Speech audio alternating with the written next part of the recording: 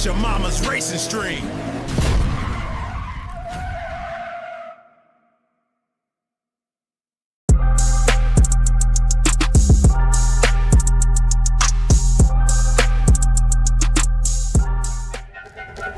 This is VRN, your trusted leader in e-motorsports.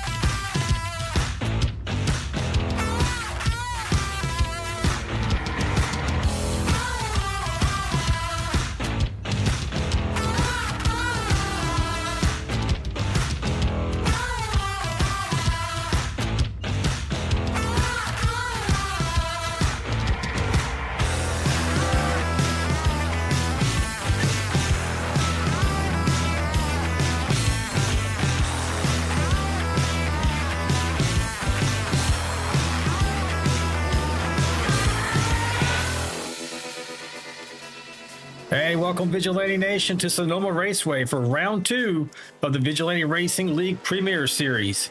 My name is Alan Vaught, along with Ricky Wittenberg in the booth, bringing you all the excitement and racing action this evening. So tonight, we are going to trade straightaways for switchbacks and elevation because we're going to road course racing at the one and only Sonoma Raceway. This track is nestled in wine country, but serving up nothing but high-octane grit. And it tests everybody's speed. It demands finesse, patience, and the kind of tire-to-tire combat that turns rivals into legends. We've got elevation changes that make your suspension question its purpose, braking zones where heroes are crowned or sent packing, and enough blind corners to keep spotters sweating like it's crunch time on pit road. This isn't just a race. It's tactical warfare on asphalt, and we know Vigilante Nation wouldn't have it any other way. So buckle up, crack yourself a bottle of wine wide open, and get ready for the roar, the drama, and the glory that only VRN can deliver. This is Sonoma, and the Rebels are rolling in. We're going to get you started this evening with some session details. So again, this is round 2. Total laps tonight, that's actually a typo on the screen there. It is 57 laps tonight, 113 miles. They are limited to 60% fuel. This league does not run any fast repairs. And tonight they will have 33 incident points before they have to serve a penalty on pit road. That's a little higher than usual. It usually sits at 25. As always, cautions are managed by iRacing. Actually, for a road course, it's still managed by iRacing, but it doesn't have full course cautions. However, there will be, at lap 29, a competition caution, which is thrown by the race admin. So right down the middle, essentially. Championship points. Right now, your first place truck is 89 of Craig Goodenough. Second place is Jason Gaines. And third place is Dylan Bryant. I've got you caught up on the details here. Let's go over also, I want to talk about some specifics about this track. So, length and layout. The NASCAR configuration spans 1.99 miles, has 12 turns. Using the chute to bypass the historic carousel section. This layout increases lap speed and tightens the rhythm of the race.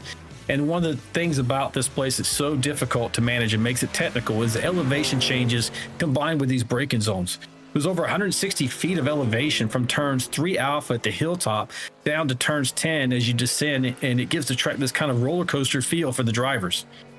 They must adapt to constant shifts in the balance and the grip. The surface and the tire wear here as well. The track's abrasive surface chews through tires, making tire management a critical part of the strategy. A long green run here either rewards smooth inputs or it can also conversely tear your tires up, and you're going to end up in the back of the pack. Again, as I mentioned, braking zones and passing opportunities, heavy braking into turn 7 at the hairpin and turn 11 just before you go to the start finish line are prime passing zones. But if you misjudge these, and you're either going to end up in the grass or facing somebody else's bumper. As I mentioned, it's really technical here. So off-camber exits, blind corners, rhythm-based S's demand precision and patience. Wheel hop is a big thing here. Brake fade is absolutely going to happen. And iRacing does a decent job of doing that one, especially when you get the tires hot. It does simulate that pretty well. So for the setups, it's a fixed setup here tonight. So it's really, everybody's going to be dealing with the same thing. It's just a matter of this fixed setup. Is it super stiff? If it is, then it's going to skip over bumps. If it's too soft, then it's going to roll the corners too much, and they're going to lose grip. So it's going to be fun either way to watch these guys manage as they're wrapping up their practice and getting ready for qualifying.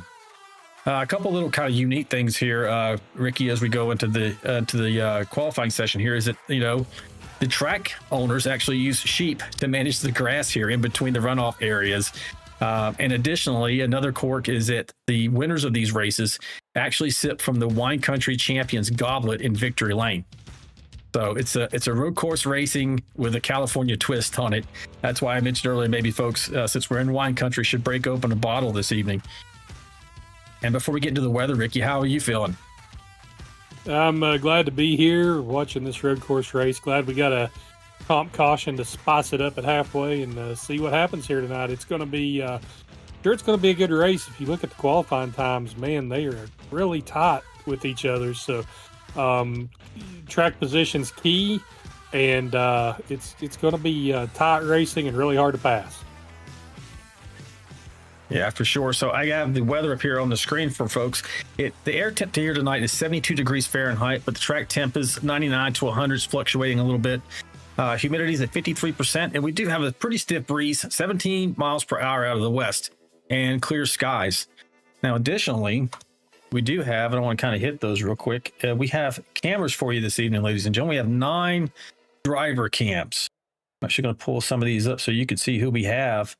Starting off with Mr. Kelly Kill, who looks like he is on his qualifying run right now. Then we have the next person. It's the number 10 truck of Andrew Cawthon. Looks like he's finished up, and he's probably getting ready for the long-term race here. Special cam tonight, Ricky, that I was notified about, and this one is from Mr. Player, and with a special shout out to Dustin Eaton. He said the foot cam just for Dustin. That usually have to pay a lot of money for this, so you're getting it free here tonight. I tell you, if I was running cameras, I would not run my foot cams. I think the magic is in the footwork personally. Just like who was it? They were showing a foot cam one time for SVG, and the subsequent races, he was like, "Nah, I'm not letting you guys watch my feet anymore." Yeah, I don't think I would either. So as we scroll down here, we have Kyle Vaught. He changed up his position there. It looks pretty good. I can't tell. I don't think he's on track. It looks like he's wrapped it up already as well.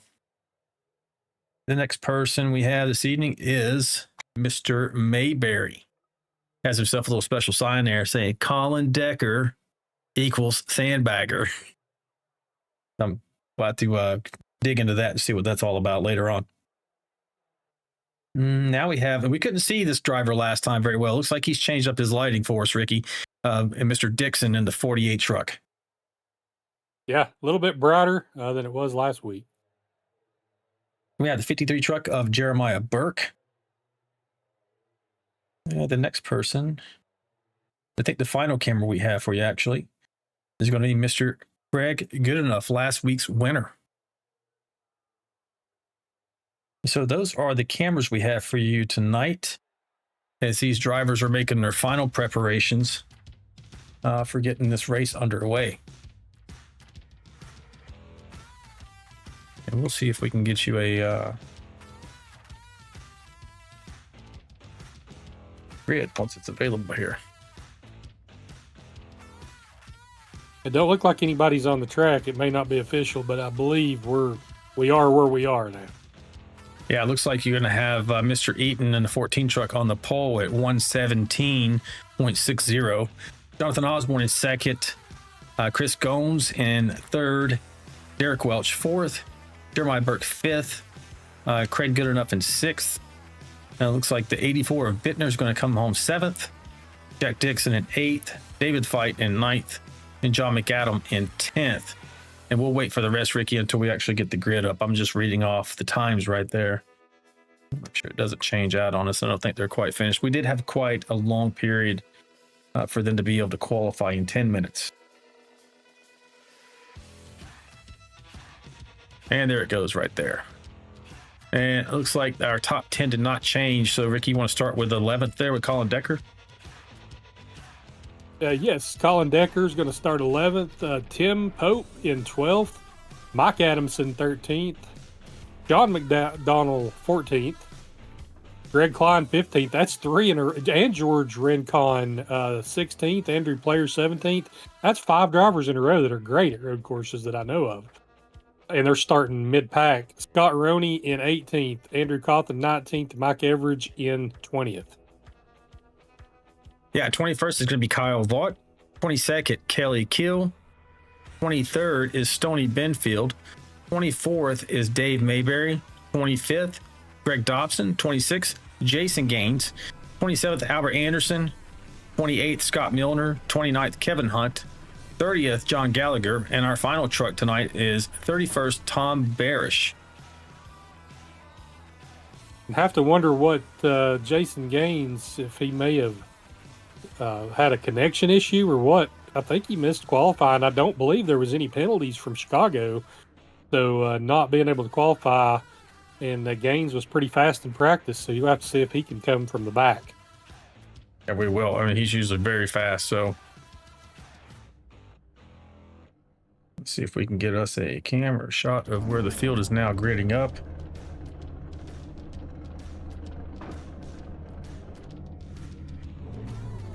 There we go. Don't want the stands hiding our camera view. We haven't even moved off the grid yet. Looks like we're gonna get ready for our pace lap. Again, it's 57 laps here tonight this evening. Should be a great show, Ricky. I mean, I know some people don't really enjoy road courses. You and I talked about it earlier. We really enjoy racing them. Sometimes it can get a little monotonous in viewing it. But I think that I just sit there and I'm in awe sometimes of the skill that it takes for folks to get around road courses, not only in the sim, but in reality. Oh, yeah. The road courses is a whole different beast. It seems like the drivers in this league are good just about anywhere, but I do know that a few of them kind of grit their teeth when we go to the road course and just try to survive it, kind of like I'm doing with this kidney stone that I've got right now. Yeah. So, folks, if we lose Ricky for a moment, he's feeling a little bit under the weather. I'll try to keep you as entertained as I possibly can while he's away, but he promises to come and join us again as soon as he can.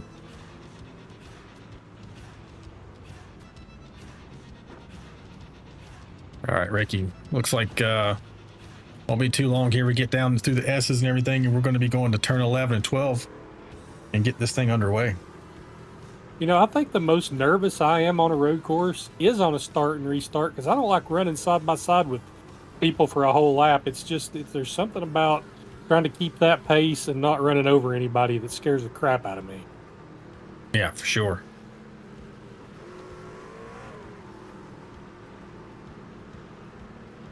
All right, looks like we're going to get started here. See if we can get us over to a good camera shot to see this.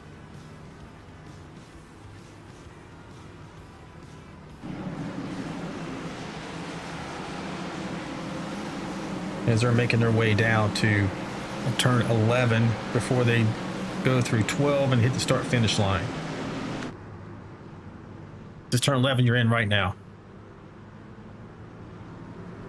So the start of the race is going to go on the flag stand, ladies and gentlemen. And then the subsequent one at midway is going to go off the leader at the time. Green flag, green flag. Here we go. We're green. Good start for the 14. Looks like he's spinning his tires a little bit. Contact with the 81. 81 may have the advantage up the hill.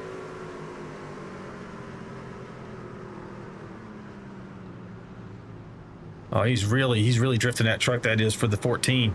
He does finally get clear of the 81, and they're going to try to get it settled out a little bit here.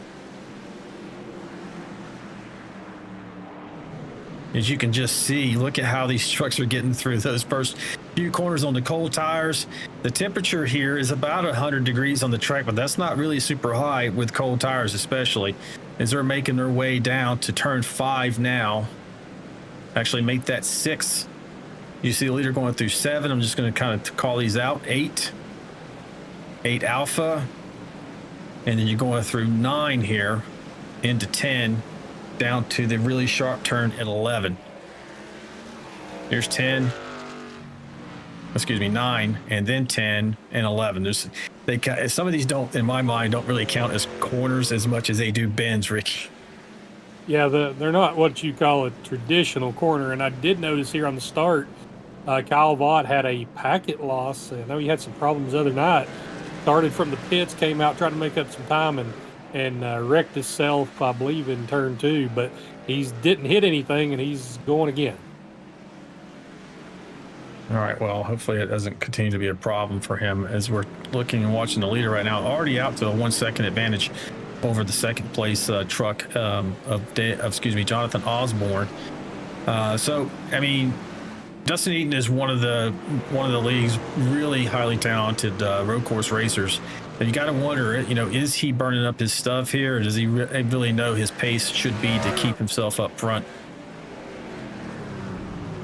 Yeah, Dustin always seems to do a good job of being able to keep the speed up, but I have noticed there has been a couple of times where as fast as he goes, I think he has maybe lit the tires a little bit. So let's see if he takes a little more care of them tonight. You don't have to beat him by 30 seconds. You just have to beat him.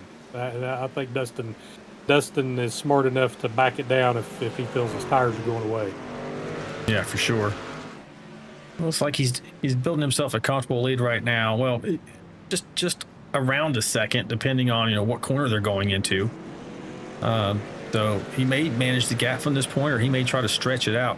Now, like I mentioned, there is a comp caution at lap 29 once the leader takes lap 29. So they'll probably pit on 30. They can get about 21 laps of. Got a crash with Milner, Kevin Hunt. Scott Milner and Kevin Hunt. Yeah, big time crash. All right, we'll go back and we'll take a look at that.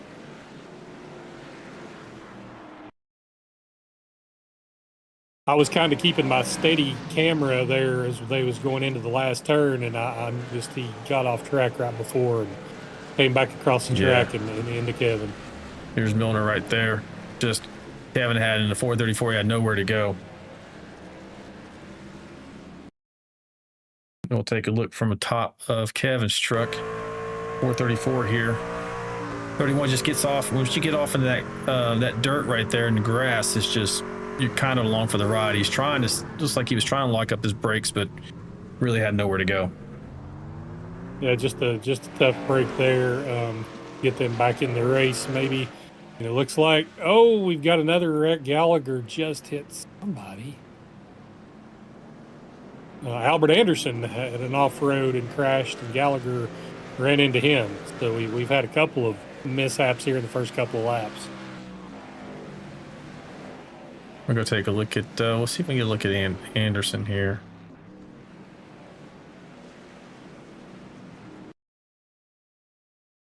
Let's see. Yeah, I think we're at the end of it right here. So let's back up just a little bit. Here we go.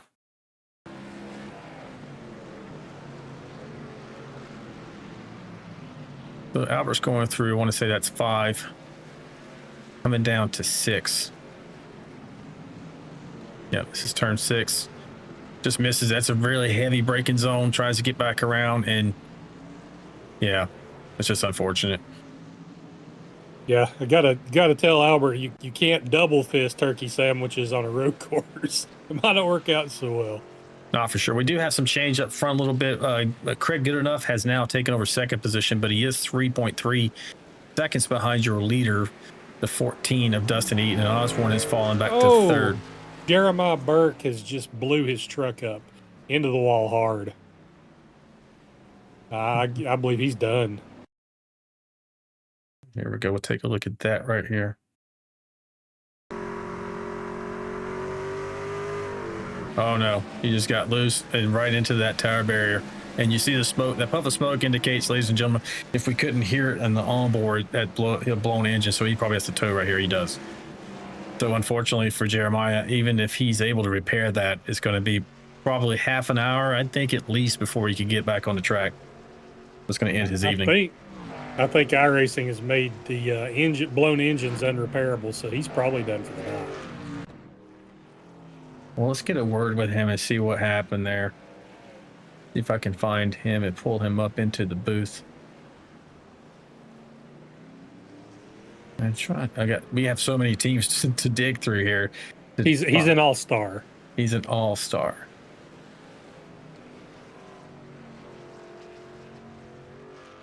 There he is right there. We'll get a word with him. Hey, Jeremiah, it's Alan and Ricky in the booth, buddy. You got us? I got you. Hey, man, what happened there? Looks like you suffered a blown engine. Are you out of the race? Yeah, I'm done. It's not repairable. But let's just, you know how they tell you don't slow down, get out of your comfort zone. I was just trying to cruise there, bide my time, run some laps, and I guess I just lost some focus and got loose a little bit there, and just thought I was gonna go for a lazy spin and nose it into that wall, and it blew up instantly. So we're done. Well, we hate that for you, man. You qualified well. We were gonna look forward to a battle with you and these other fast drivers on these road courses. Wow, it's unfortunate. You got anything for him, Ricky? Yeah, no, it's just tough break, buddy. I just happened to be scrolling back when I saw you lose it there. That's a place that when you're trying to get back on the power there, it gets away from you pretty quick, and that didn't look like that should have blown your engine, but iRacing has some pretty weird physics. Yeah, I was just, like I said, I was just biding my time. I was going to save some tire. They were all running pretty hard, so I thought if I can just save some tire, get them on the long run. I'm usually pretty good on the long run here, and just cruising, letting guys by, just having a good day, and it just wasn't meant to be tonight. So we'll come. I would have liked to at least a good, nice points day to start off the season, right? But I guess we'll just come back next week and try again. All right, buddy. Well, thanks for talking to us. After such a unfortunate event, but it's always good to get the perspective of the driver. And better luck next week. Thank you. We'll see you guys next week. Have a good rest of the night. All right, buddy. Take care. Watching on the couch. Awesome. Thank you. That was the 53 of Jeremiah Burke. I guess we're not going to have his in-car truck cam tonight there, Ricky. As we're riding along right now with John Gallagher out of Roseville, California in that 123 machine of Harbor Freight. I think we should take this opportunity to maybe go to the rear, Ricky, and run through the field a little bit. I don't think did Tom not make the race because he's not in here right now. Let me see if I can get a different look. Yeah, he's not here, so we'll move on forward. Jeremiah's out. Kyle should be back on the track. Here we go. Kyle Vaught, racing out of High Point, North Carolina. Good looking paint scheme there done by you, Ricky, from D&D Graphics. How do you think Kyle's going to run tonight?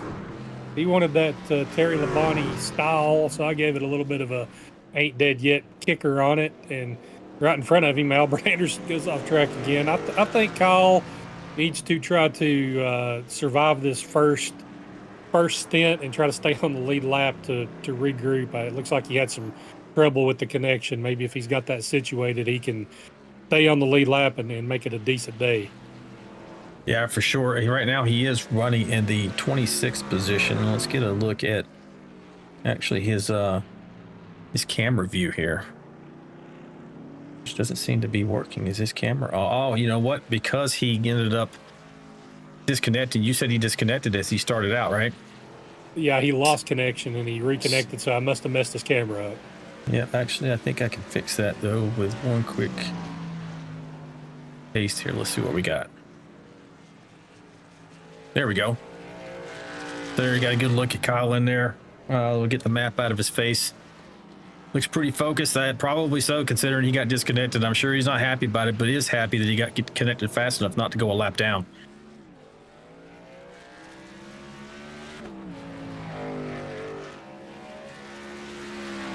And we're going to move forward from there and take a look at these other drivers. So now we're going to go with Greg Dobson, racing out of Newmarket, Toronto, Ontario, Canada. Been with us since the very beginning, getting us on that Toyota Tundra around the track here. Yeah, Dobson, he actually shouted me out in the chat. He's worked on the paint scheme a little bit to metallic it up some. That's a paint scheme from D&D that Dobson has done his magic on after the fact, and it's shining pretty good. Greg, like it. Yeah, I do like the way that it's just kind of, especially in the sunshine there, and the simulated sunshine, it is sparkling pretty nice. And moving on out to Dave Mayberry. Dave is racing out of Tucson, and actually we do have an onboard camera for Dave as well. We showed you earlier. We're going to look at that, see how focused Dave is tonight. Oh, Dave. It's going down to turn 11 now. This is one of the more treacherous ones, but he's not right on anybody's bumper. Nobody's right behind him either. So that's the way I like to enter that corner, Ricky. I really prefer just kind of be by myself and just make my apex. Yeah, that's a tough corner all around, and you definitely don't want to be pressured into that corner. And Mayberry is running a VRN livery here for his number 29 truck. Yeah, see if we can get a better look at that. I think he's got it right there on the on his hood as well. Yeah, it's good looking. Got that kind of more mean looking VRN logo on there. We appreciate it, Dave. Appreciate you doing that for us. Next person we'll look at is Stoney Benfield, racing out of Albemarle, North Carolina. He's currently up one position from where he started, running the 22nd position.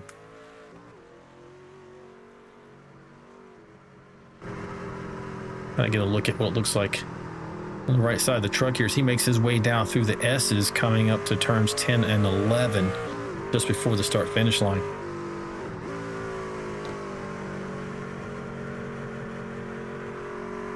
Actually, I want to put the dash on so you can see how fast they're going into some of these corners. It's in the lower right-hand corner there, and what gear they're running.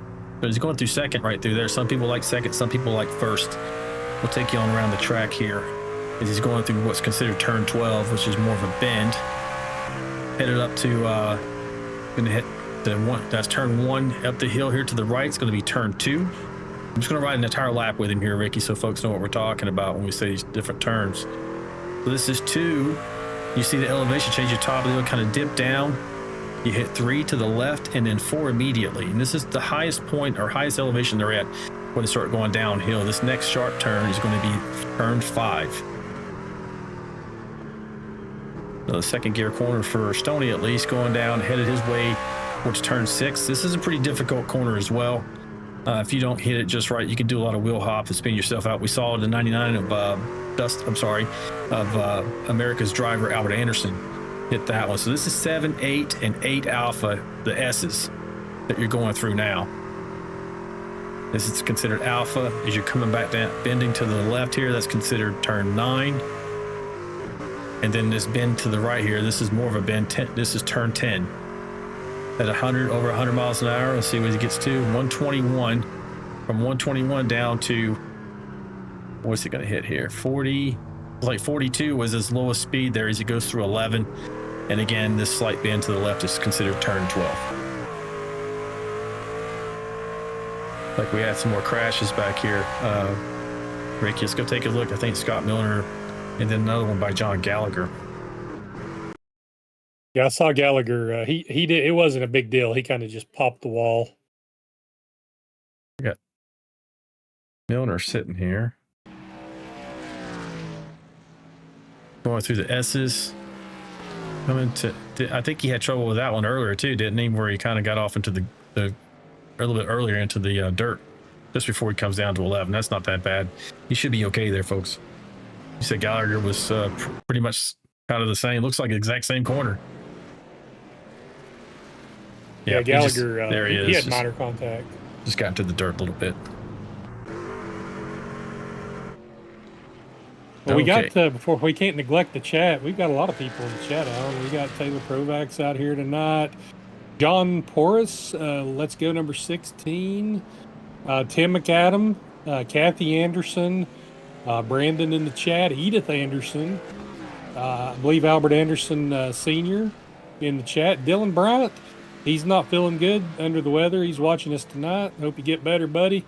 Yeah, so we've got quite a few people out there in the chat. Please, if you've not done it, hit the thumbs up button. That helps get the broadcast out to more people.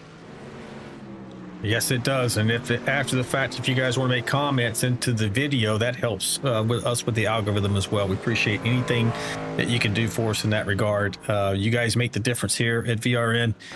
We don't watch, we don't have a show. So thanks for tuning in. We're going to start making our way through the rest of the field, starting with Mr. Scott Roney out of Salt Lake, Utah. Scott's currently running down 3 positions from where he started, currently running in 21st. Then on up to Mike Everidge. He's running right where he started, Ricky, in 20th position. Good looking truck he's got going there, racing out of Melbourne, Kentucky. And then we have Kelly Kill. He's running up 3 positions from where he started, in the 19th position. And we have an in-car for Kelly tonight as well. He's got a nice setup there. 3 monitors, and really immersive, and he's got even a 4th monitor just above his head there as an information monitor. He's got a lot to look at, Ricky. Yeah, that's information overload right there. But I do like the monitor up over top and having all of the stats on the one monitor that's not clogging up your other 3. I don't run that way. I have to have my stats on one of my side monitors, which kind of kills the immersion a little. We'll go zoom back out here before we move up to Greg Klein. Greg is racing out of Owasso, Oklahoma, and he is down 3 positions, running 18th on the race so far. And then we'll move on to Andrew Cawthon, up 2 positions, now running in the 17th position. We have an onboard for Andrew as well. He's another 3 monitor driver we have out here. He is really hauling through that S's section. 125. Let's see as he gets back up here to this little straight, headed out to 122. Looks like before he has to really get on the binders to get down into turn 11. Yeah, I like these. I don't have, personally, I have an ultra wide, and someday I might upgrade to those 3 monitors. What do you run, Ricky? I have the 3 monitors. I like it. I kind of wish that I had Kelly's set up where I had the 4th up over top, but not racing as much as I do. I probably just better stick to the 3. No, I got you. Okay, we're going to move forward to position 16. Where we have Jason Gaines. He's up 10 spots from where he started. Like you, I was surprised that he started from the rear. Don't know if there was some kind of issue as he got ready for the race, but he's racing out of Asheboro, North Carolina. As I mentioned, running in 16th position. And then we'll move up to Mr. Andy Player, running 15th, up 2 positions on the evening. And I want to say, yes, I do. This is the vehicle we have the foot cam in. Let's take a look. As he's making his way through these S's and everything, you'll see as he comes down to turn 11, he's really going to get on the binders there. Oh, he's going into the pits. He's trying that strategy we talked about before we went on the air. Yep, lap 15, he is headed into pit road. He's completing the 16th lap. He was going to cross it while he's on pit road and starts lap 16. There's got a couple other trucks there in front of him as well. See who that is. That's Dixon and Colin Decker out of New York.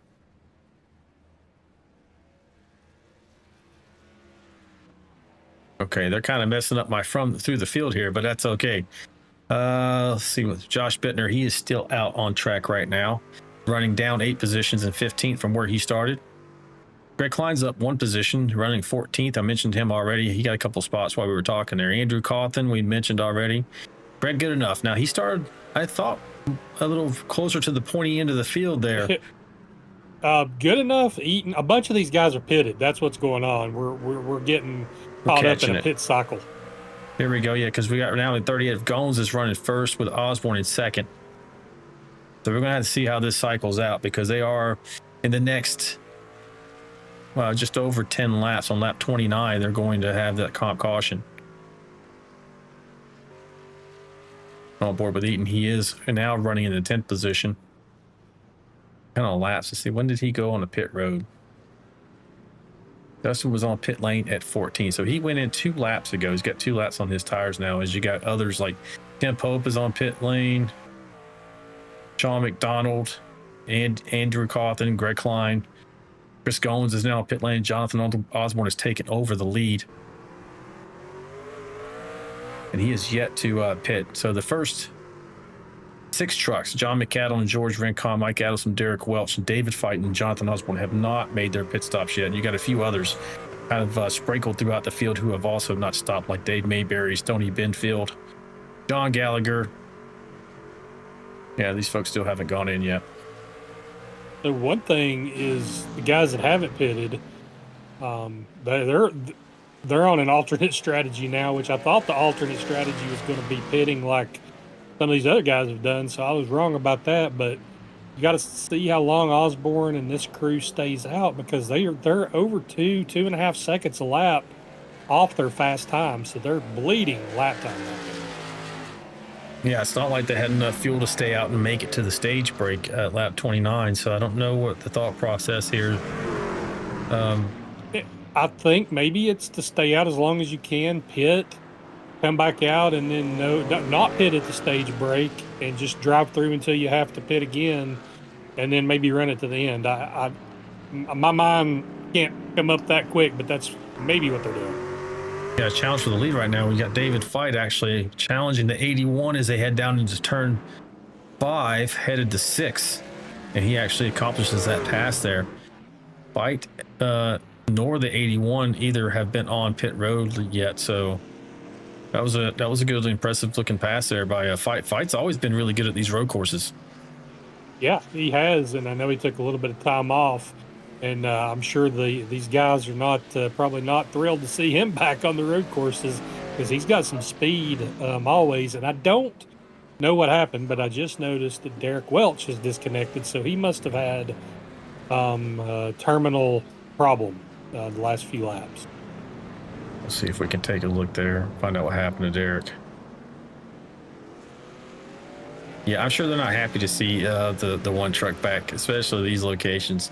I think he once told me that he kind of started on the service doing road courses, and that's how he kind of made his bones and his chops. And then he found us and started racing with us. Let's see if we can find Derek Welch. Go ahead. Accurate. No, I think that's accurate. Trying to see what happened. Yeah, with Welch, I think he wrecked coming into the pits. Maybe. I see he entered the pits. He had an off track. Here he is, right here. Didn't hit anything. Oh, is he already? I see. Maybe he was already broken before that. Yeah, I think it's right there. Let's see if we can get kind of on board. Look at what happens. Yeah, I went back a little further, and he just kind of chopped. He just kind of does, goes through the dirt, but he really didn't hit anything there. Now, he must have had to disconnect for another reason. Had to just park it because he wasn't taken out by a mechanical or a problem with damage. I don't think. Yeah, his truck looks fine here as he gets in the pit road. Yep. We're back on board with Davis Fight. Still staying out there. Hasn't been to pit road yet. And the first 2, Jonathan Osborne and the 81 and David Fight in the 1, have not been to pit lane yet. Most of the field has been in.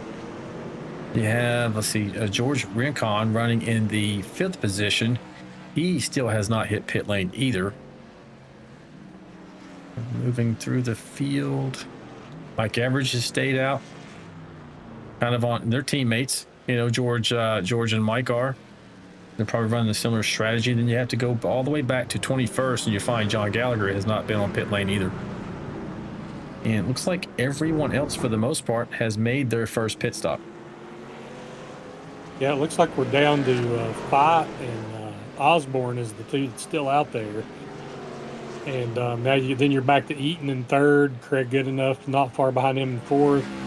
Brincon's in fifth, but he hasn't pitted. And then you got Gones and Bittner sixth and seventh who have pitted. So definitely kind of a unique strategy playing out here. And that's the one thing about the cautions on a road course. It opens it up, the strategy. Otherwise, everybody's doing the exact same thing. Yeah, and we'll see how this works out for. It's like David Fight is on pit lane now. So that's good.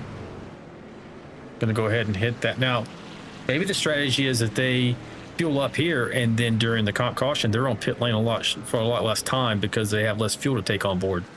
But I don't know that would work because I'm going to take 4 tires, and so going to eat up my time on pit road anyway. Yeah, I don't know. I'm not sure how that's going to work out. I do see Edith Anderson in the chat said she's getting dizzy. That happens at road courses, Edith. You got to look away every once in a while. You see how he jumps that curve there. He's just like, the one thing about his driving style at these road courses is almost like he throws caution to the wind, even though we know he's not doing it. But you just watch the way he slides those tires so much. It's always amazed me. He's been able to be fast and keep the tires underneath them. Now he has bitten him a few times, but for the most part, he makes it work. Yeah, it's a real tight steering box that lets him solid really quick back and forth. And usually at road courses, that'll eventually catch up with you. But he's figured out a way to make it work where it doesn't affect his truck as much.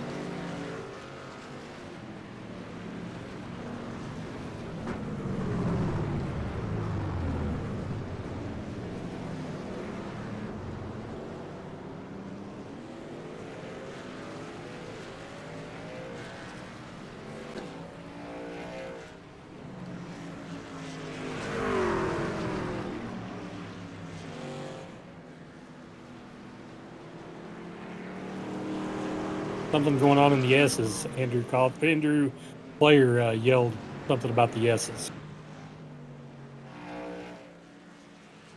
Mike Adamson was around in the S's.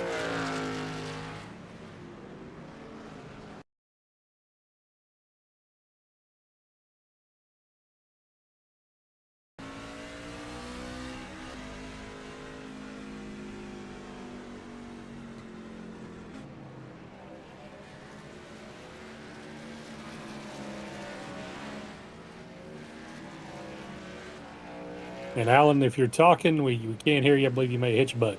Here we go. You got me now. Got you now. So I tell you what, that was pretty close. You did see the 13 truck come around there. Player did. Just barely missing the front end of the 88. Yep, but good news for him. No damage.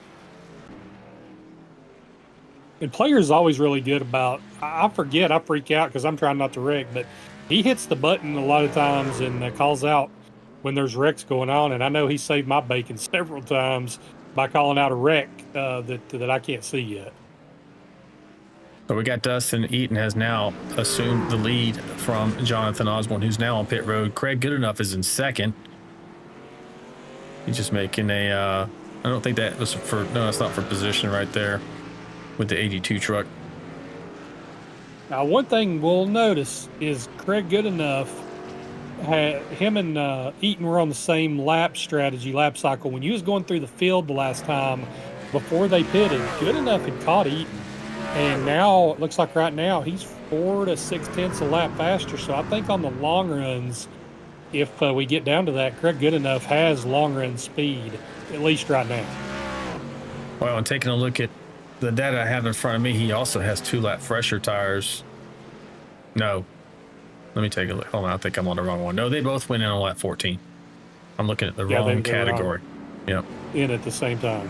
And yeah, like that's what I was wondering, you know, is Dustin's style just eating his tires up here? Because this is notoriously a bad track for taking care of tires, even as a road course.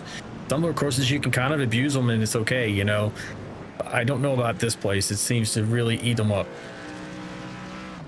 Yeah, the one good thing for him that's probably helping him more than anything is the track temperature is only 88. We've dropped quite a bit track temperature through the race so far, so it shouldn't be too slick and eating the tires up quite as bad as they normally would. Don't know who Eaton's talking to, but Craig is catching him. He's down now 1.5 seconds. I think the 14 truck may have lost a little bit of time getting around the 123 there. 123 is going to let the 89 go. And now we're down. Yeah, it's going to be about 1.8 second difference between the two, but they're in the same frame, as you can see right there. It's going to be a battle before the end. Yeah, those two are definitely, looks like they're the class of the field so far in this race. But I think a lot of guys also are probably just, they know they got the comp caution, no reason to kill their truck, just try to maintain position. My little buddy Bittner's up to fourth, and I know Sonoma is one of his favorite tracks, so he may have something to say about it before it's all said and done. Yeah, you got Bittner and you got the 38 truck of Goins in there as we're riding on board right now with Craig Goodenough just to see, what kind of technique he's using or how focused he is. Looks pretty dialed in. You can see his prey right there in front of him with that 14 truck. But Chris Goins and Josh Bittner in the 38 and the 84 truck are definitely going to be up there. And I haven't talked about him tonight, but you got Tim Pope up in the 5th position, up 7 spots from where he started. Now, if anybody out there are Tim Pope fans, you probably know he did not and probably still does not enjoy road courses as much as he does the ovals. He is just a master on the ovals, but he has gone to school on the road courses because we race so many in the Vigilante Racing League because we're following the NASCAR schedule. He has made it a point to get better and increase his skills, and it's showing tonight. Yeah, I think you could put Tim on a one of the Lucas Oil off-road tracks or in a dirt late model, and he may have never done it, but he can pick it up. Some of these guys are just, they got talent that I'll never have, and Pope is one of those guys. Yeah, Pope's racing out of Roseboro, North Carolina. Been with us since the beginning. Incredible competitor. Not a man of few words, but he just lets the racing do the talking.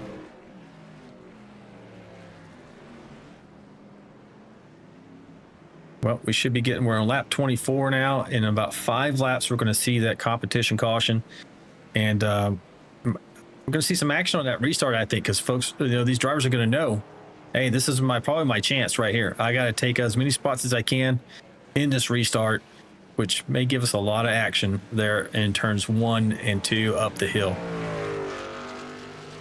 Yeah, it's going to be interesting to see if anybody ducks back in right now. What I would do is come back in on lap, if whatever the comp caution's coming out the lap before, right before the caution comes out, give 4 tires and try to keep, as long as you don't lose a lap, you may cycle out into the lead. Yeah, for sure. As we're riding on board right now with Colin Decker, he's running in the 18th position, trying to battle Kelly Kill in that 01 truck for that spot. They're pretty tight here. Going through the S's as they're making their way down towards the really tight right-hand turn of turn 11 coming up here. We'll see if he tries to make a move. I don't think he's close enough. I think he got loose, so he is going to go for it. Going to make, nope. Not quite there yet.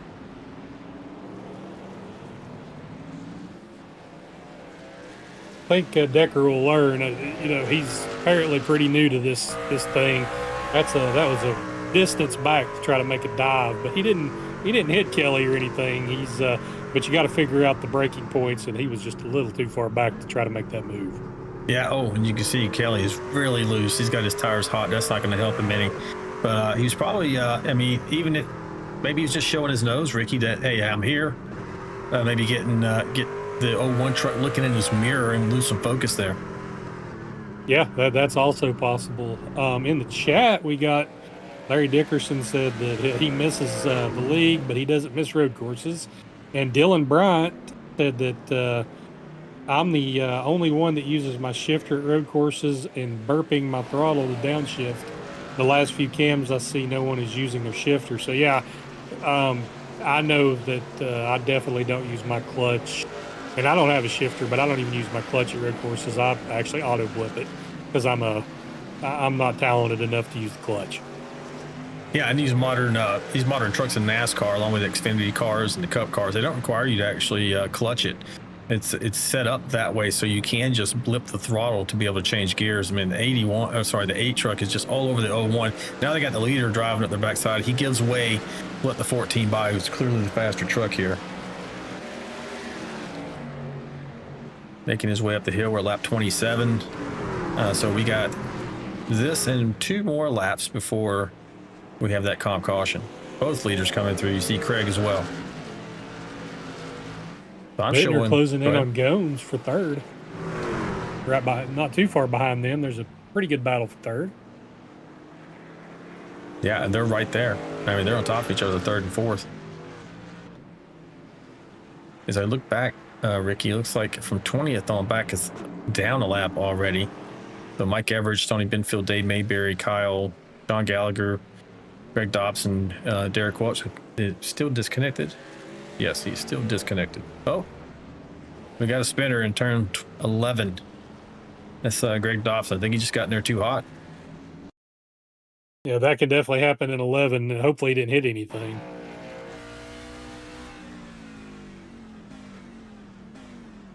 Yeah, just gets in there hot. And maybe Will hops it as he's downshifting. So definitely easy to do, but Dobson didn't hit anything. He's going to be able to grab a gear and keep going.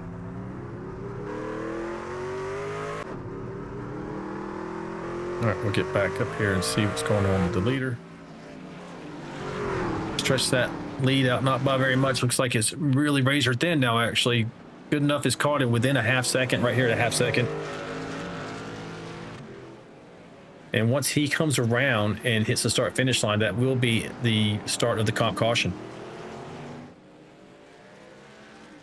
You know, Bittner did it. Yes, I told him to do it. And as a good team owner, as a good team driver, he listened. Told him to pit right before halfway. So if this doesn't work out, then I'm getting fired as an owner.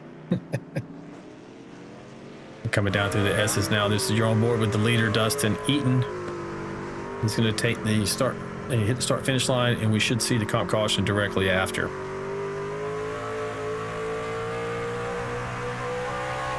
Hope's on pit road too, so he's doing the same thing as Bittner.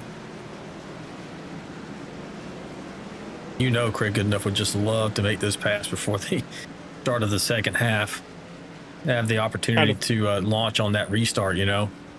Yeah, just kind of flex a little bit too. Say, hey, I can do this. We can do this. So, but they're teammates, so I don't think that's going to happen. So Dustin Eaton, Craig Goodenough, and Chris Goins all hit pit road just before the start of the comp caution, so they listened to you as well. Oh wow! So they're coming like at the last second. Yeah, that's that changes things up a little bit. Yes. So now I went back on board with Mike Adamson, who apparently either went off-road here. I got an indication from the stats that he had an incident. Let's take a ride with him and see what happens. Oh, yeah, it just gets, again, a kind of just a little bit of a spin. Doesn't tear the truck up, so he's in good shape to be able to continue. As you see, Dustin Eaton coming off pit road directly behind the Pace truck. So that worked out perfectly for him. Actually, he's going to retain the lead.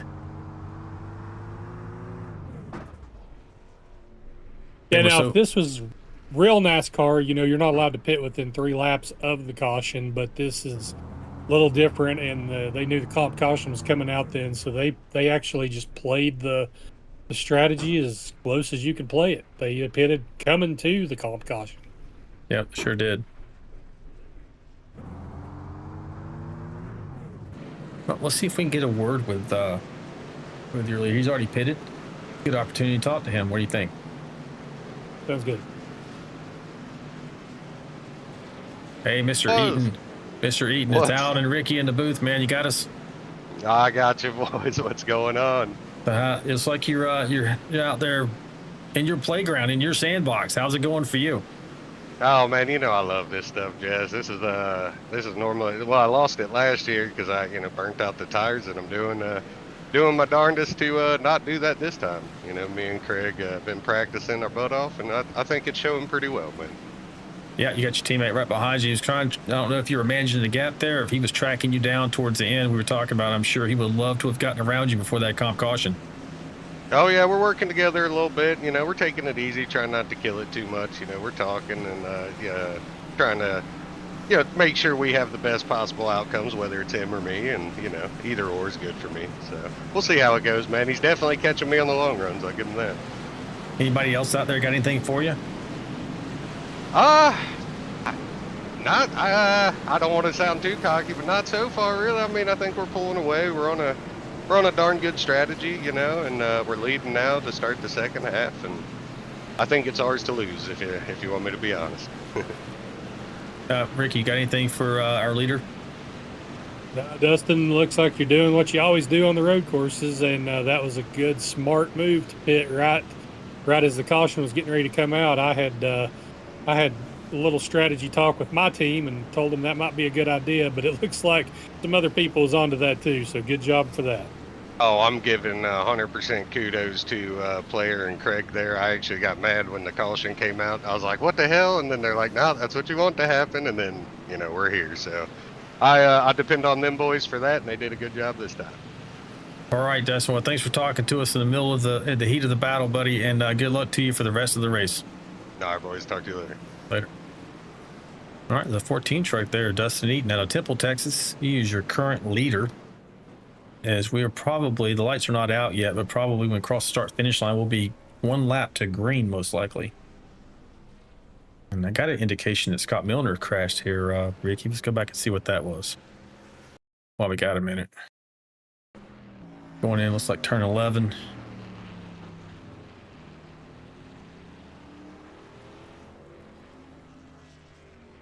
Oh no, looks like maybe he just stops on the track.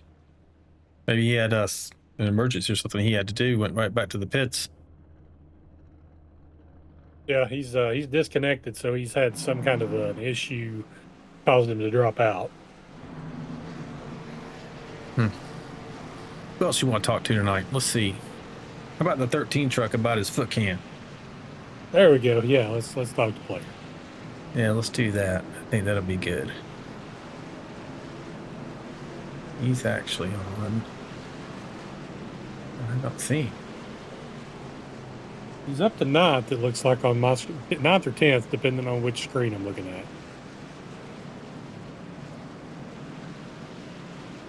Well, he's in 9th right now, but I'm looking for him. He's in Team Tang. Oh, so there he is right there. Hey, Andy Player, buddy. This is Alan and Ricky in the booth. You got me. Hey, how we doing tonight, boys? Hey, doing pretty good, man. How's it going for you? How's your race going? Smooth and steady. I've had a couple off tracks, but just trying to race the track, not the trucks around me, and trying to be smart and smooth. Yeah, we were checking out your foot cam. We appreciate that. We probably need to get a little more looking at it when you're going full speed. But what was the catalyst for bringing up the foot cam tonight? Were you trying to mess with your teammate a little bit? It's always fun to give Eaton a little bit of a hard time, but at road courses there's a little bit more action, so I figured I'd give you something a little bit different perspective. Not that I'm showing a lot, not that I'm as good as SVG, but at least make it a little bit interesting tonight. Yeah, SVG, I know. Well, the first time I forget where he was at, maybe Chicago, he had a foot cam, and after that, the NASCAR drivers were going to school on him. He said, "No, no more foot cam for you." So, are you giving away any secrets by providing us the foot cam tonight? Seeing as I qualified like 17th or 18th, I'd say no. All right. Hey, Ricky, got anything for him? No, it looks like you're coming to green, buddy. You slow and steady move up through there. Good luck the rest of the race. Hey, thank you. Appreciate it. Yeah, man. Take care. We'll get you back down to Team Tang. Sounds good. Thanks, fellas. Hopefully talk to you later. Will do. The 13 truck as the pace truck runs off into the pit lane. I think I'm not sure what's going on with race control, but I hear some drivers maybe talking about black flags. There's some lap cars mixed in with the leaders. A little bit of chaos, but that's the way it works on road courses, guys. A little bit different in NASCAR on road courses, I think. Did we? Yeah, we just went green. Just there. Okay. I thought for a second there we weren't going green for another lap because he had already crossed the start-finish line. Sometimes the road courses, iRacing gets a little bit in its own head. So that's probably what happened there. Lori will sort out anybody who had black flags there, erroneous black flags.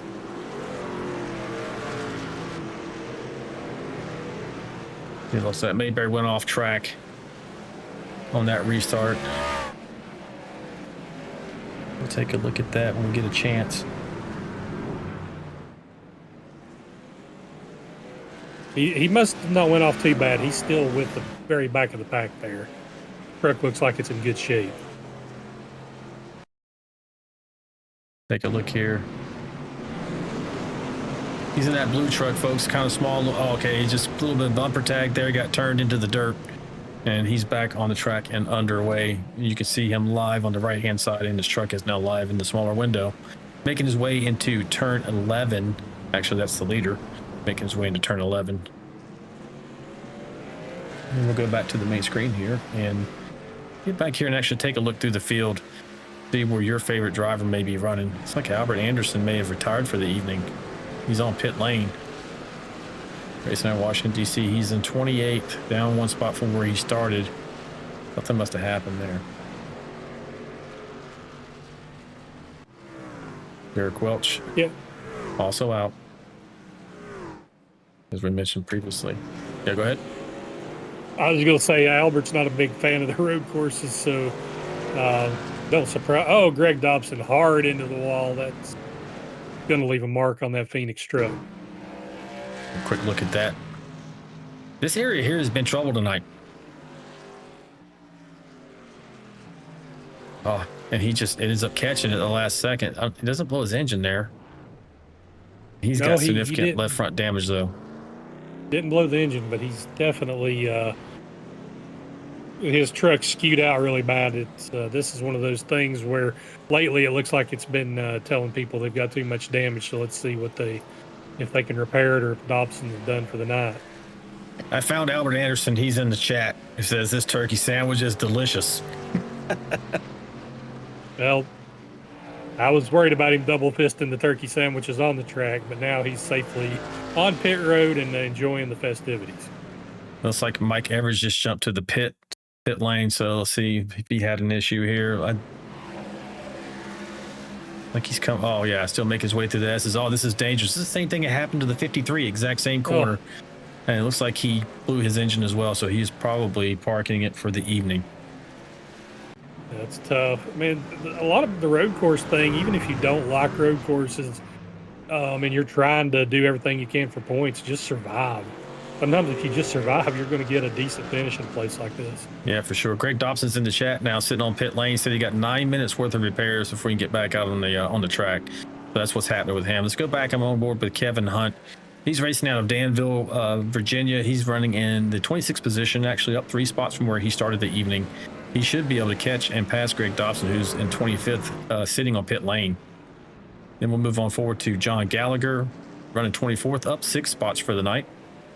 Kyle Vaught was able to stay on the lead lap. He's running 23rd. He's down 2 spots from where he started, but still out there with a clean-looking truck.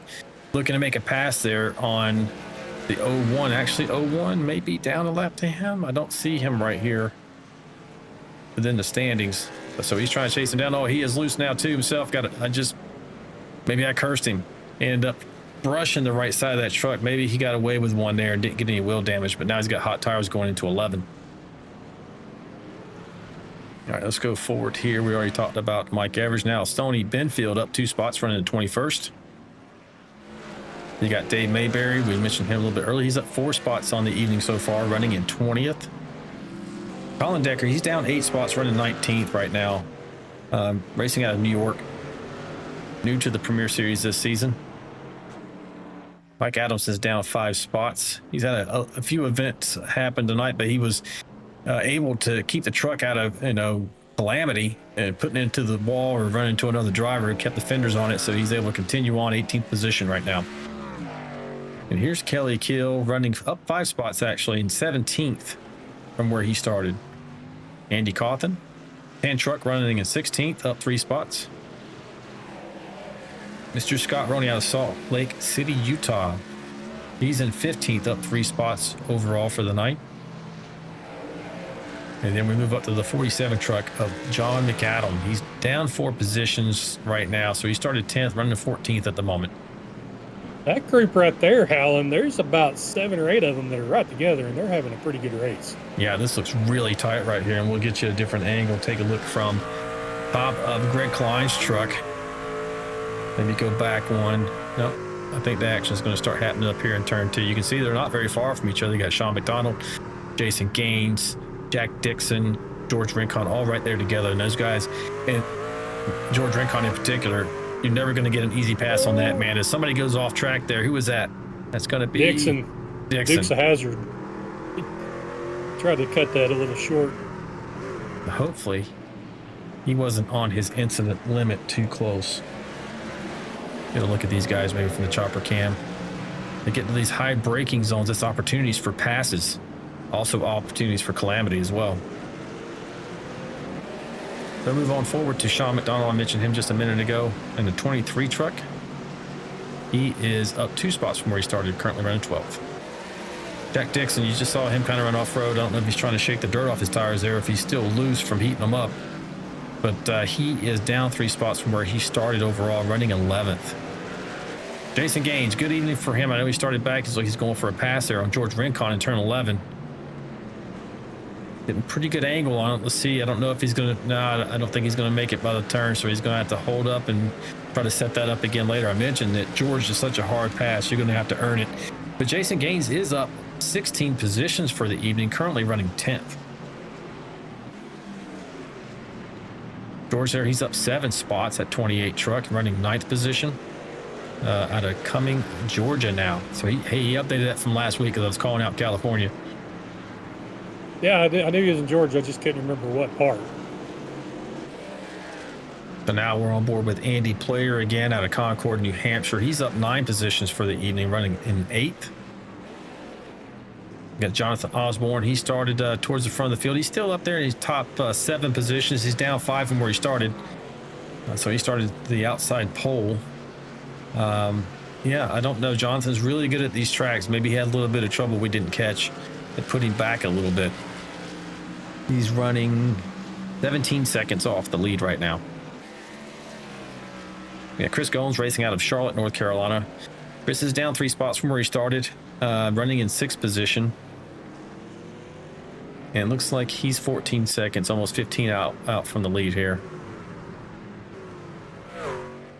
I'm clicking on Tim Pope here. Did we lose Tim? Or is it just blinking on me? Here we go. I see Tim. Yeah, he's there. Racing out of Roseboro, North Carolina. He's up 7 spots from where he started, running in the 5th position. If he finishes top 5, I mean, I know Tim's probably going to be ecstatic about that because he's just trying to limit any points damage on these road courses. And, you know, I know he's trying to win, but I'm saying, given that he doesn't necessarily like them, I'm sure he'll be pretty happy with a top 5, top 3 finish for the evening. Oh, yeah, he would definitely be happy. Looks like Mayberry out of the race. Looks like he was adjusting some things, and he's had some sort of an issue, I believe. He's sitting on pit road. Yeah, I see him right now in his camera view. He is not racing. He's got his hand over there on doing something with the mouse. Looks like something happened with him. We'll pull him up and find out as soon as we finish going through the field here. We're up to Josh Bittner now. He's up 3 spots from where he started in the 7th. Now he's running 4th. And looks like he's tracking down David Fite here. We'll see if this turns into a battle between the 84 and the 1 truck as they're making their way around turn 12 to the start-finish line. David Fite back from a little bit of a hiatus from the Vigilante Racing League Premiere Series. I think he took 1, maybe 2 seasons off. I had to check with Lori, but he's been with us for a very long time. Outstanding road course racer, outstanding racer overall, racing out of Baltimore. He's up 6 spots from where he started and running in 3rd position. And then Craig Goodenough, your 2nd place driver right now, up 4 spots from where he started. He is trying to track down and stay with his teammate there in that Toyota Tundra number 14 truck. And they are both on the same team of Orangutan. Orangutan? Did I say that right? Yes, the Team Tang. Team Tang, yeah. So we'll see if this turns into a battle as we have 19 laps to go. I expect, or at least maybe as a viewer, I'm hoping that this does turn into a battle and we're treated to a little bit of it. So, and finally, you have Dustin Eaton, who's been out front for most of this race, racing out of Temple, Texas, running right where he started in the pole position right now. Like he's tracking down the 75 truck of Stoney, the faster Pastor Benfield there. Maybe put him a lap down, or actually another lap down. So that's through the field for you folks. And Now we'll see if we can get a word with Mr. Mayberry. Looks like he might be back on track, actually. Let me take a look at that first. Where is he at? Right there. Nope, he's still on pit road. So we'll pull him in and get a little bit of a discussion with him and see what happened. Hey, Dave, it's Alan and Ricky in the booth, buddy. You got us? I got you guys. How you doing? Hey, we're doing all right, buddy. We see you sitting there on pit road. It doesn't look good. What's happening with you? Well, you know, when you pull into the pits and your pit crew doesn't hop over the wall, you know you got problems. It says too much damage. We're done. Oh, Maybe they just thought Ty Dillon or Ty Gibbs was coming by you. Yeah, I don't know what happened. So I'm waiting for Albert. Him and I might go have a picnic up on the grassy knoll or something. Finish out the rest of the race. Oh, he said he's having turkey sandwiches already in the chat. So yeah, you might be able to go on a picnic with him. I'm asking. He said that in the chat. Am I on camera right now? Yeah, you're on camera right now. You guys see my little message for Colin? Yeah, well, you tell us what that's about. Well, you know, his I rating's what, 350? And he's whooping some butt. Supposedly maybe second time on a road course. Oh, so, he's out there right now. He's running 19th, down 8 spots from where he started. Oh, is he? Okay. Well, you know, he's pretty darn good for a 350 I rating. I just give him a hard time. He's a nice kid. Yeah, Colin's a relative newcomer to the Premiere Series. Is definitely a nice addition as far as personality is concerned. He doesn't let you guys get away with anything. No, I know. I appreciate it. He goes back and forth against us in the chat. He's a good guy. You got anything for Mr. Mayberry there, Ricky? No, Dave. Looks like he was trying to tough it out tonight, and looked like he just had some issues there. But I know you're probably looking forward to Friday night in the Vanquish Series, where you're third in points, trying to stay in that points race. Yeah, Ricky, I'm sorry, man. I wrecked the truck that you made for me, buddy. You got a spare? That's not right now. I wish I did, man. Yeah, I tanked. This is actually where I wrecked, coming up here, I think. I wrecked right around here. Just gassed it up too much. Went off the track, head first into the safer barrier. Oh, hey, man, we're going to get back to the action. That's my night. We appreciate you talking to us in the middle of the race and everything, and better luck next week. Thanks, guys. Have a good one. Man. Take care. It's the number 29 truck of Dave Mayberry. Didn't have a good Sonoma run, but maybe next week he'll have a better time at the getting back to the ovals. Let's see, where are we going next week? Ricky, Monster Mile, one of my favorites. I will be missing racing there because I love Dover. Yeah, Dover's a great track, and so that's going to be on the 23rd of July, ladies and gentlemen. But it's also in the description, the rest of the schedule, should you be interested in tuning in every Wednesday night for the Vigilante Racing Network's presentation of the Vigilante Racing Premiere Series.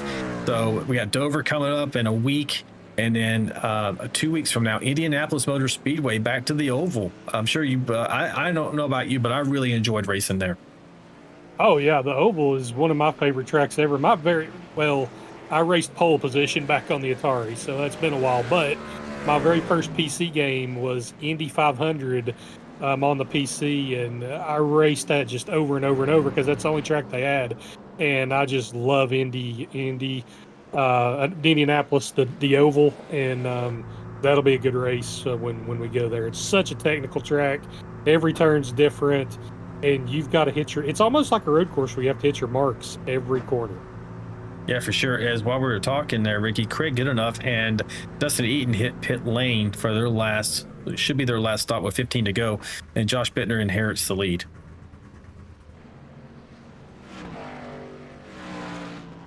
So we talked about Dover. Yeah, go ahead. Taking 4 tires like you would expect. Now we're on board with Josh Bittner, who's in the league, racing out of Hamburg, Pennsylvania. The paint man this week. He actually has a paint on the truck for me. I don't think my trading paints uploaded him properly the last couple of weeks because he was racing a plain wrapper. Yeah, that's the one I done for him for this season, so it actually is showing up tonight. You can see he's making his way through the S's here, over 100 miles an hour through that section of the track. He gets down under the century mark as he's coming out and headed to turns 9 and 10. This little left-hand bend here counts as turn 9, and this little sharper one is turn 10, making his way down over 127 miles an hour. Hard on the brakes. This time he is hitting pit lane instead of going all the way in. Boy, he's really pushing it in there too. The dirt tracking it a little coming into the pits. That's what you'd expect. He's charging hard. You can make up a ton of time coming into the pits at a place like this. Yeah, and you noticed that he did not wait. Once those other two guys made that pit stop, he went one additional lap. He came in immediately because he was going to lose, 2 to 3 seconds a lap to those leaders. Yeah, and there's no other cautions. You can't make it up. You might as well pit as soon as the leaders pit. Now, you got Greg Klein and also Faster Pastor. He's on pit lane as well. Don't see anybody else at the moment. And where we take a look here, Dustin Eaton and Craig Goodenough were so far out front. They didn't drop very far. He's currently running in 3rd position. Oh, he's sliding it there. He's probably trying to get away if he can from his teammate there. Greg lost a little bit on that pit exchange. So he's probably looking to make it up. We'll see if or that's just maybe Eaton overdriving a little bit to get away from his teammate. Well, the way it's been going is Eaton has been the rabbit those first few laps after starts and restarts, and then Goodenough starts winding him down. So maybe Eaton's really trying to get as much as he can, as fast as he can right now. This is kind of a little bit of over the shoulder shot of Craig Goodenough. You can see his teammates right there in front of him, so you can see the gap physically on the track. It's just about 2 seconds difference here as the 14 truck's making his way around. I want to say that's the 085. It is the lap truck there of Greg. Yeah, and he's also going to let Craig by. Always a class act, Greg Dobson is. Oh, yeah, Greg will definitely always get out of the way if he's down on speed. And he's one of those guys you don't ever worry about racing side by side, because if you make contact, it's definitely an accident. Greg Dobson's one of the cleanest drivers in iRacing. Yeah, for sure. As you got Chris Goins is still out there on the track, currently your leader, by some 13 seconds. But he is yet to make that final stop. Let me double check that. Yes, he was last on pit lane at lap 28, so he's definitely going to have to make another stop here to get to the end of the race. Yeah, him and Cawthon are the last 2 holdouts, it looks like. Osborne just pitted this past lap. See if we can get, so we got like 13 laps to go. Get a couple of these driver cams in here and see what these folks are doing. Let's see, where is Kelly Kill running right now? Looks like 15th. He is still in the lead lap, running the 15th position. He has not always been a fan of these road courses, but he's been steadily working on improving that. Top 15 here tonight, in this league is tremendous accomplishment. Hopefully he's able to bring it home in one piece. As we take a look at his onboard, as he's heading down to turn 6, the always treacherous turn there. Sees in second gear as he goes through there. I think he's going to maintain, hits 3rd for a moment. If you take a look at that bottom right-hand corner, you see the dashboard as he goes through the gears, staying in 3rd right through this section of the S's. Gets a little bit of tail happy there into 4th. Head down to turns 9 and 10. You see him drop back down to 3rd to make turn 10 before bringing it back up to speed to 3rd, head down to turn 11. Yeah, like you said, Kelly's got a lot better on road courses. I remember a race when we got, maybe we had unlimited fast repairs. I don't know that, but I know we had some fast repairs, and it was at Red Bull. And I am pretty sure there was about 6 01 trucks out there, because every time I turned around, poor Kelly was spinning off into the abyss. And he finished that race, I think, but he's come a long way on road courses since then.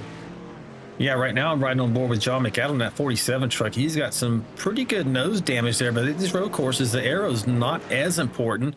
He looks like he's going to get pretty sporty with Kelly here in a moment for that 15th position. Unless we missed it when Kelly passed him, he's just hanging with him. I can't tell which. Yeah, he's got some pretty good damage, so I don't know what he's hit with that front end, but he has made some contact somewhere along the line. And a lot of these guys have made some really hard contact tonight because we've got a lot of trucks out of the race. Yeah, we do. We're going to go on board right now with the 13 truck of Andy Player. You see that footwork that he has set us up for. You see his full throttle going across the start-finish line into turns 1 and 2, headed up the hill on the right-hand turn 2 coming to it. A little bit of brake there, coming down to second gear. You see, it's just kind of like you got to play with the throttle to keep the truck underneath you and keep from spinning out those rear tires. Coming across the top of the hill there at the highest elevation, it can get pretty sporty on you too as you get those tires heated heading down to turn 5, which is a tight right-hander. And you're going to see significant brake as he goes down for turn 6. One of the hardest braking zones right here.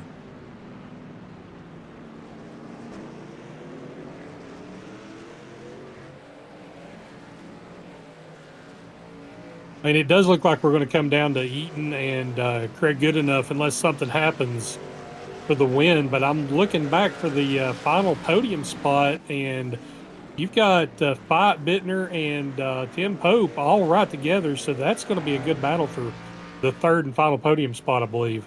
Yeah, as you see visibly, the 89 truck has started to close in on the 14. So before we keep going, so how does everyone feel about us adding a comp caution to the road course? Lori says. Let's say Albert Anderson says, "Let's do it." I think that's actually Albert, isn't it? Looks like it. Yeah, that's the driver, Albert. Watch it, please. Yeah, I'm just taking a look at the chat there. I don't see a lot happening. Next week is a great track for me. Dylan Bryant says, "Hopefully you feel better, Dylan. So make sure you make that. Better go head to that emergency clinic and get you some meds, bro." Did we miss anybody else here for Bassy Lassie? Control Alt Delete's back with us. Hey, Control Alt Delete, good to see you. Lori said Albert's back on track. Albert Anderson Sr. So that's how we can tell. You can see his icon is a purple A right there. And America's driver's got his helmet there, so that's how we can tell the difference between them. But Lori's like, every point counts, because that's why Albert got back out. Oh, you see Craig get a little, man, he really got sideways. He's pushing it right here. Let's see if we can go on board these final few laps. We're under 10 laps to go. Just taking a check. Sideways too. Yeah, man, you're not kidding. They're really running it hard for the top 2 spots there. Yeah, definitely. Well, there's nothing like pits. He's still got a pit.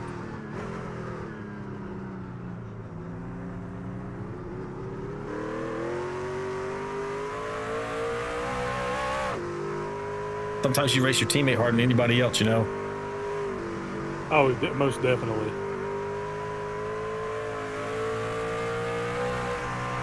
Looks like Scott Roney may have crashed. Did you catch that?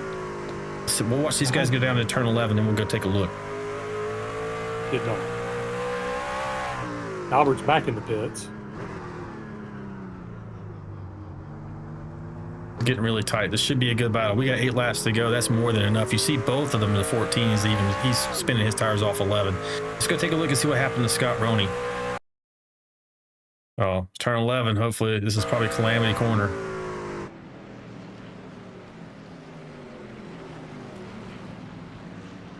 Not too bad. Oh, okay. Yeah, just tries to throttle up a little too soon. And that's, now he just lights him up. He's going to have trouble getting up and around. Tim Pope has crashed. Oh, no. That's significant. Let's see how bad it was. Sometimes it says crash, but battling the number 1 truck there, fight.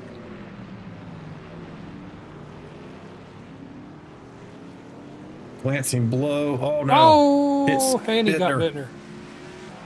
Doesn't look too bad, but sometimes that can be deceiving. They hit those tire barriers. It gives them what they call wheel damage because it knocks the alignment off on the front end of the truck, folks. And believe me, from experience, that's a rough ride if it does knock it off. But he looks like he's getting through there pretty good. Maybe he got away with one with a glancing blow. Oh, Kevin Hunt in front of him is off the track. I just saw Colin Decker off the track, too. These guys are pushing it here at the end of the race. This is getting spicy here. We're on board with Craig Goodenough going into turn 11. You can see he is forcing Eaton to push his truck probably much harder than he wants to. He kind of lit up his tires. Are getting in there. As you see the 83 truck of Jason Gage just letting these guys go by so they can race it out. And man, is Gones just trying to make this on fuel? Has he been saving fuel all the time? Are we wrong about this mileage? There's no way. I mean, if what we were told earlier is correct, he's on 22 laps on his tires. There's just not a way to make it. I think I'm going to call it to now. 57. Who do you think is going to win this battle here? I see, from my perspective, the 14 is just abusing those rear tires way too much, and the 89 to me is being much, more methodical about that. He's closed in. I'm going to call it. I think the 89 is going to win this race. I think Eaton's going to win because Goodenough's not going to. He's going to try to be too careful and not take his teammate out. I don't think he'll pass him unless Dustin has an off track. He might be able to force him into a mistake here as hard as you've seen the 14 truck push him. See, he's even through there. He is just really lighting up the temperature on those tires.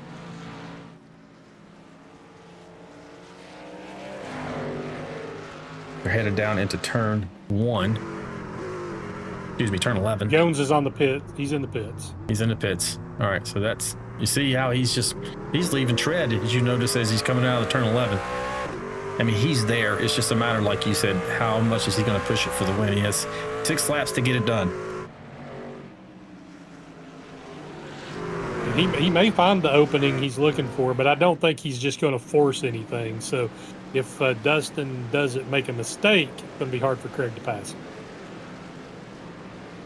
Don't think but he's hurt those tires. You don't think he'd do a little bump he's and hurt run? those tires. Don't think so. Not with the teammate. If it was you, yes. If it was me, yes. But not with your teammate.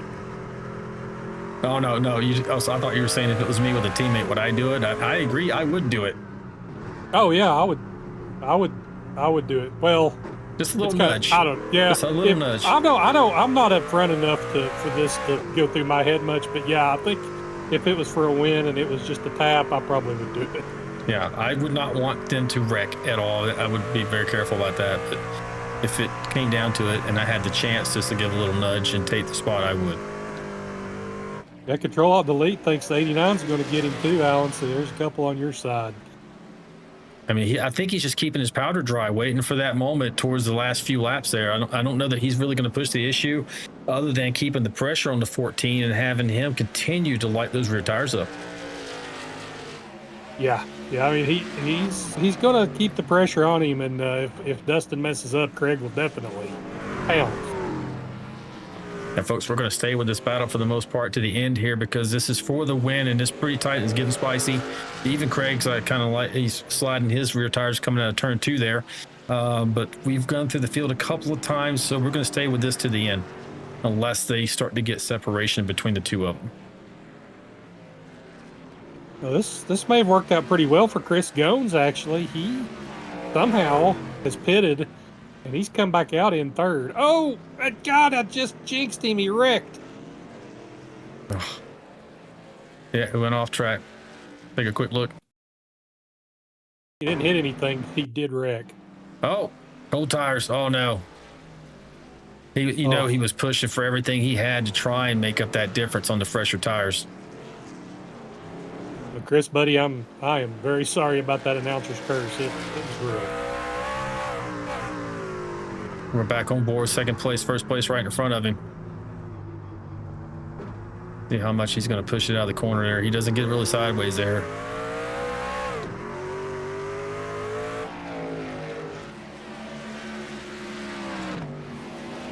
That does some distance there, Dustin does from the 89.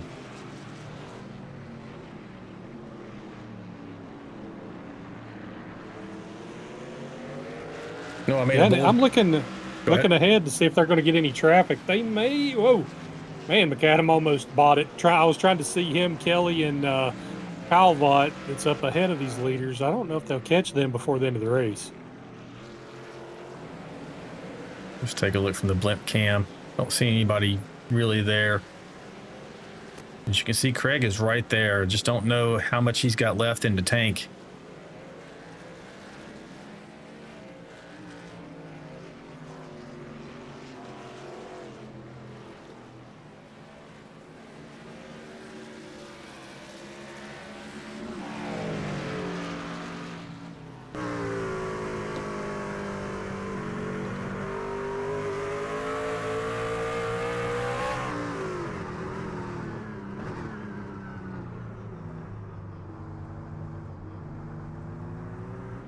think looking back, David Fight's pretty secure in third now after Bittner and Pope had their issue, and then Klein wrecked in front of him. So Fight, he doesn't mess up. I believe he's got third locked up. Yeah, left some more rubber there.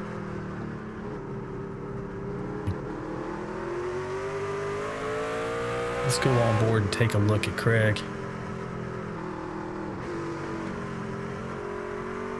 We're at 3 to go, so this lap plus 2 more, ladies and gentlemen, to determine who's going to win this race at Sonoma.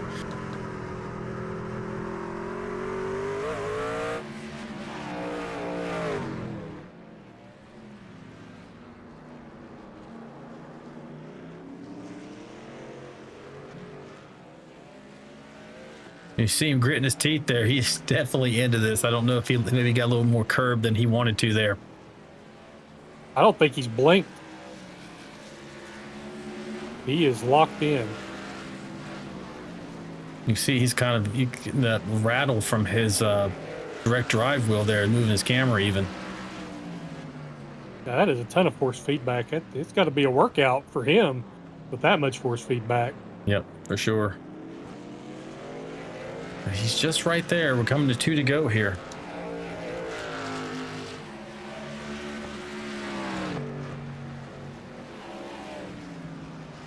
The distances remain pretty constant, you know, right there about half second, going under half second as you go into these tight turns.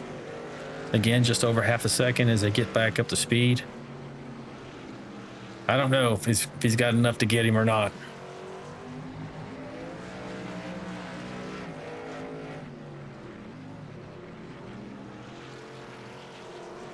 If it wasn't his teammate, I think he would do everything he could to pass him. But with them being teammates, I think it's one of those things, almost like a restrictor plate track. If your teammate's out in front of you on the last lap, you're not going to make it.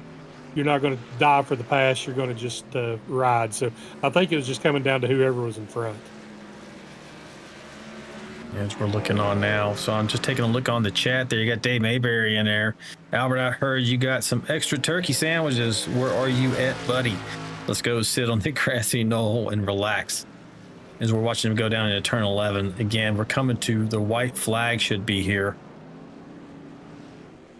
for the 14 truck. Does he have one more lap left in those tires to hold off his teammate, the 89 of Craig Goodenough there right behind him?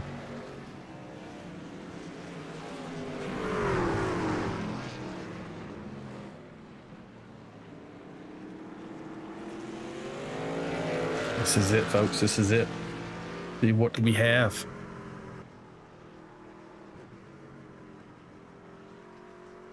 Oh, he's off a little bit. Got through the dirt. Don't know that's going to make a difference, though. Looks like he's fine with it.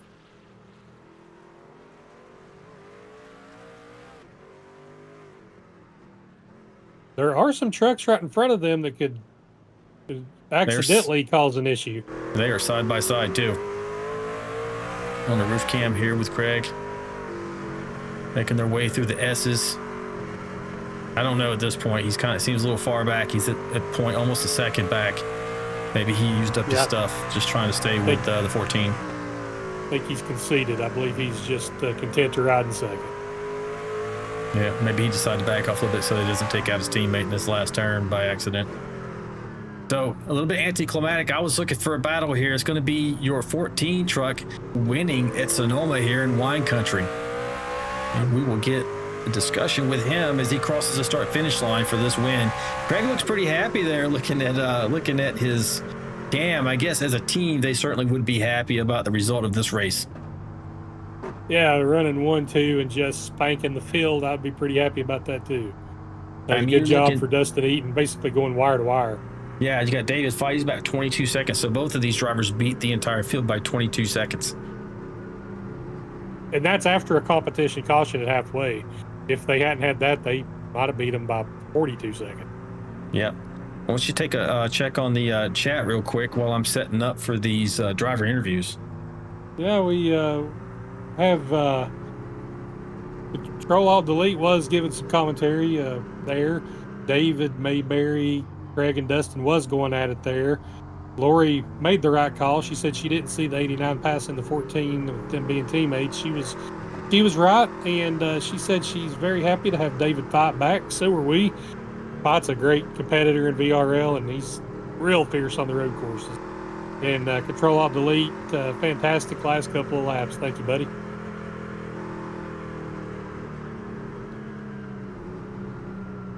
Mayberry asking Craig good enough to do donuts for him.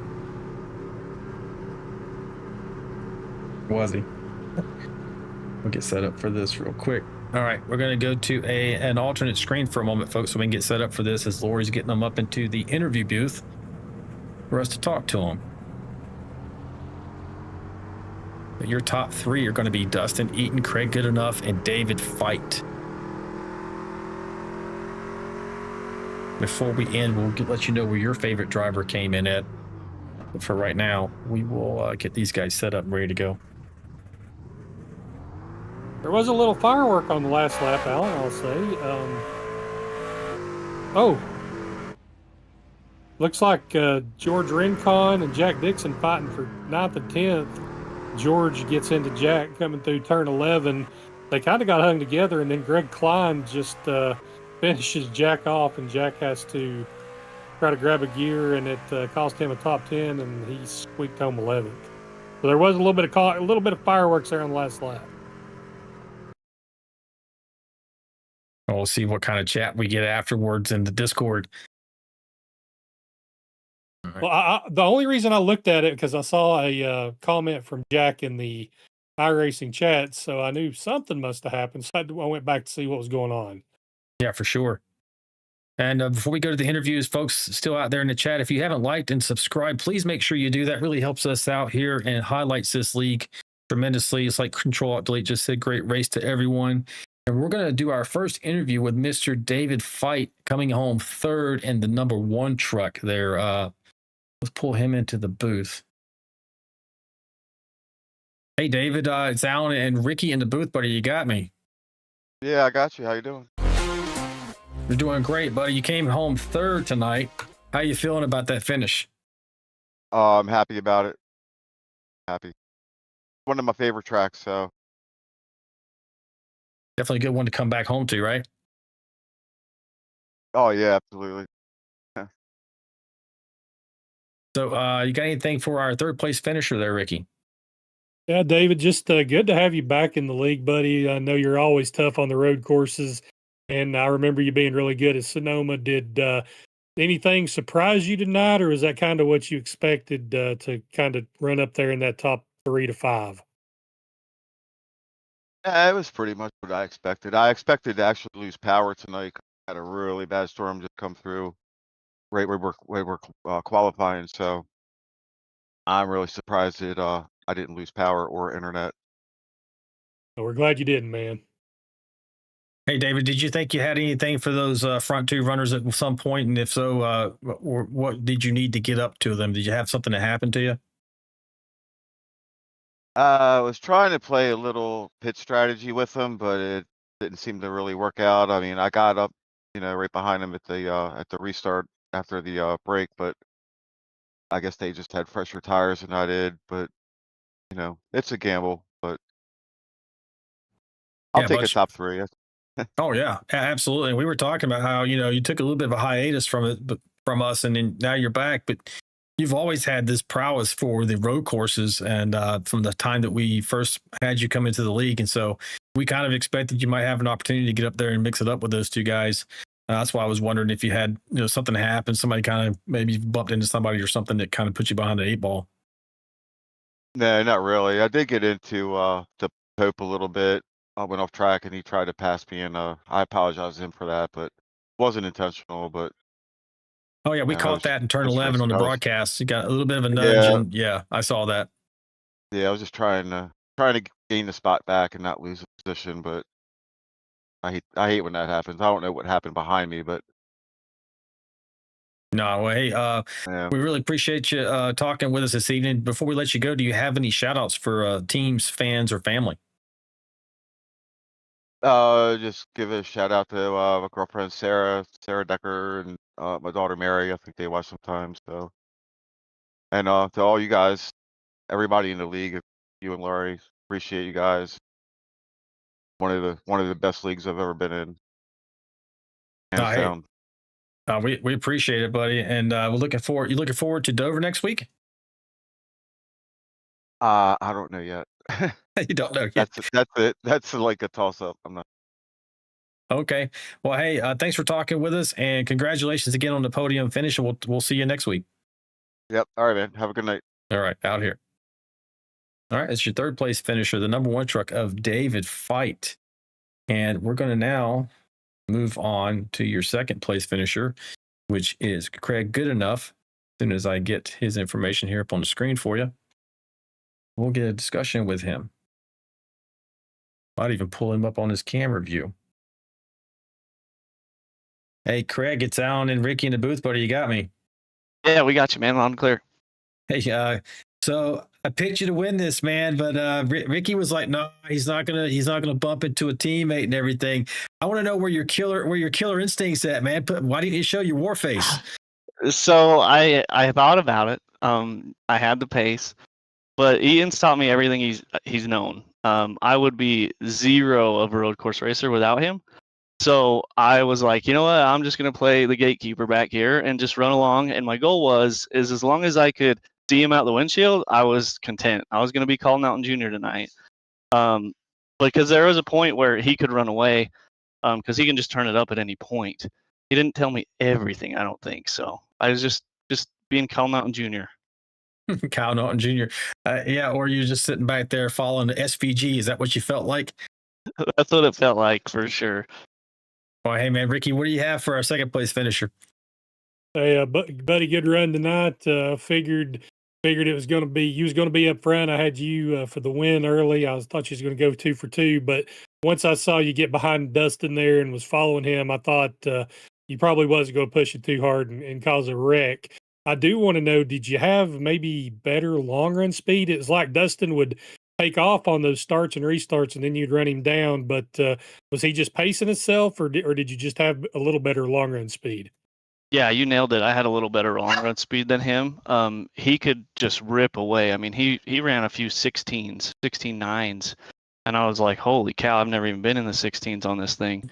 And then he would start to come back towards me as I just continually ran my like 16.2 or 17.2s and stuff like that. So I think I just had a better long run truck to keep the tires on it. Who you playing with in the picture there? Is that your dog? Yeah, that's the dog. She comes up here as soon as the vibrators stop on the chassis. She's like, "Wow, it's time to play." Yeah, that's what you told us before. So, hey, man, great run tonight. I wanted to see you dice it up. We were looking forward. We were really following you on the broadcast. I thought you had something for him, man. I think you did. I think it was the team orders came into play there. But before we let you go, man, do you have anything for teams, fans, or family? Thanks to Team Tang for all the practice this week, of course. Ian, Colin, Player for all the pit strategy stuff, and Kevin. And then, of course, you and Lori for putting the broadcast on, or the broadcast and the league on. I mean, you do the whole thing now. I just realized. Well, I didn't just realize that, but and then also everybody that's watching. You know, the neighbor, Bruce, everybody that's out there watching. I really appreciate it. And then that's it. The next race, though, the next speedway, we've done the whole team orders, so it's on. The next road course, it's on. We're gonna battle it out. No team orders. You heard it here first. No team orders for Team Tang. All right, buddy. Hey, congratulations again. It was great watching you guys. I really did want to see you mix it up there towards the end, but either way, tremendous for your team. 22 seconds out in front of third place. If we hadn't had that mid caution there, I don't think it would have even been that close. So really good job, and I appreciate you talking to us this evening. We'll see you at Dover. Hey, sounds great. Thanks, guys. We'll see you at Dover. All right, man. Take care. That was your second place finisher, the number 89 truck of Craig Goodenough. As we get ready to go to your winner, Mr. Dustin Eaton in the 14 truck. Hey, Dustin, it's Alan and Ricky in the booth, buddy. You got us. Boys, how are we? All right, the Road Course King is back on top. I thought that Mr. Goodenough had something for you in the closing laps there, and I called it. I said, I think 89's got the long run speed here. He's maybe going to pass that 14. You really seem to be abusing your rear tires there towards the end of the race.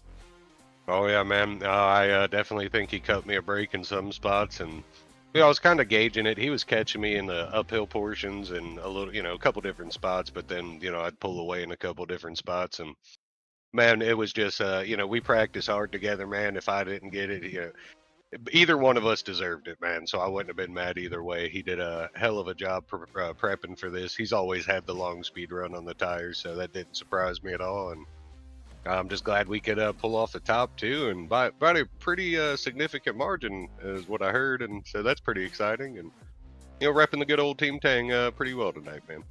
Yeah, it looks really good. What do you feel about Dover? How you feel about next week? Oh, that's a crapshoot, isn't it? That's a scary one. I do this 10 more times before I do that, but I'm gonna give it its due diligence on the practice and try to go in there and be competitive, man. It's definitely gonna be a tough one. Yeah, for sure. Hey, Ricky, what you got for our top finisher here tonight? A good job spanking the field tonight. There's not a lot that I could throw out there that would enlighten anybody. Looks like you just took them to school, and I know Dover's coming up next week, and that's going to be a whole different monster, literally and figuratively. So the next week's a whole new ball game, and then got a couple of more weeks, and you're going to be back at Watkins Glen. Do you think you can do back-to-back on the road courses? Oh, Watkins Glen, that's one everybody knows really well. It's always a toss-up there too. A lot of close racing. Everybody's got the intricacies and intimacies of the track. So, man, it could be anybody's game. Craig definitely isn't going to cut me any slack there if he's quicker than me. So, it definitely could be a different kind of race that time. And then as far as Dover, man, like I said, it's just going to be about avoiding the stuff and trying to make it through, trying to make it a clean season this time and get no penalties. Well, all right, buddy. Congratulations again on the win here tonight in Sonoma and Wine Country. Do you have any shout outs for team fans or family? Well, wifey first and foremost, man. She came in screaming right as we did it. And Fred good enough for sure. Team Tang, rest of Team Tang, you got Kevin Hunt, Colin Decker now, and oh god, Andy Player, almost forgot his name, And shout out to you guys, appreciate it. Can't wait to go back and watch it. I love the fact that you guys are hitting all different cars throughout the race. It makes for a cool dynamic to watch, and just appreciate what you guys do. Yeah, man, you have to check out Andy Player's driver cam tonight. He said he did it especially for you with a foot cam. Yeah, he said you gave me a little shout out there. I appreciate that. I told him to wash his feet before he did that, so we'll see how it came out. Well, he wasn't barefoot, thankfully. He had shoes on, but he wanted to show you how his footwork was working out for him. But again, hey, congratulations on the win here. We look forward to seeing you at Dover next week, man. Go enjoy this. I appreciate you guys. See you then. See you then. And that was your winner tonight, Mr. Dustin Eaton in the 14 truck out of Temple, Texas. Bringing it home, really just his only competition was his teammate there towards the end, Ricky. But and they both put on a show, so great race for them. Yeah, what can you say when you spank the field like that? Everybody's got to go back to the drawing board and see what they can do to figure out that puzzle coming up at Watkins Glen in a couple of weeks. Yeah, for sure. So I appreciate everything you done for us, Ricky. And as always, I want to also thank my beautiful and talented wife, Lori, for what she does for me personally in this league, for everyone in both this series and the Friday night series. So thank you, Lori. And as we get ready to close this out, this is the end of round 2, folks, of 18. Make sure you're tuning in every Wednesday night at 8 p.m. Eastern Standard Time. Don't forget to like, subscribe, and smash that notification button so you don't miss any of the Vigilante Racing League's action here on the network, here just for Vigilante Racing. But that does it for the round race fans. Remember, stay sharp, stay fast, stay vigilante, and we'll see you at the next race. Good night. This ain't your mama's racing stream.